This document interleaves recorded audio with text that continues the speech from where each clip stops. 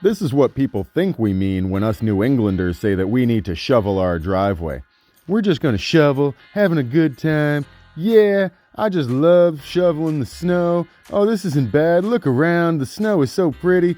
And this is reality, my friends. We have to shovel off the fucking roof first before we can shovel anything else because, you know, the ice dams and shit that accumulate on the edge, yeah, they're not good for your house. So we got to do this part first and hope to hell that it helps something rather than nothing at all and all that ice just builds up. Then, not only that, but, you know, I don't have a snowblower or a plow, so guess what?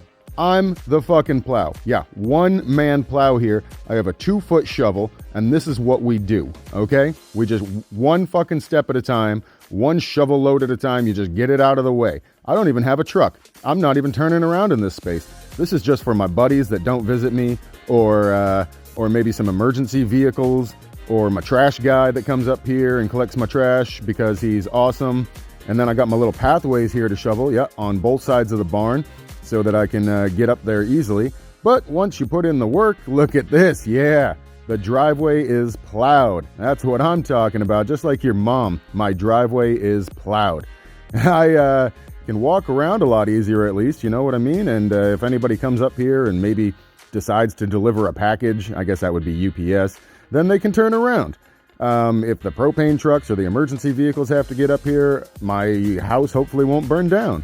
And then I got little pathways like this. This is the most important one, being to my dog's grave, so that I can come out here and not have to prance through the snow every morning and say hello to him just like I do every day. And, you know, it's a great time to not have to walk in 6 inches of snow while I'm getting to these things.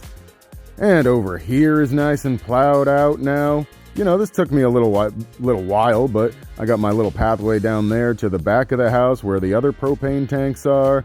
And then I got my matching pathway to the other side so that I can get to the barn, either the upper level or the lower level.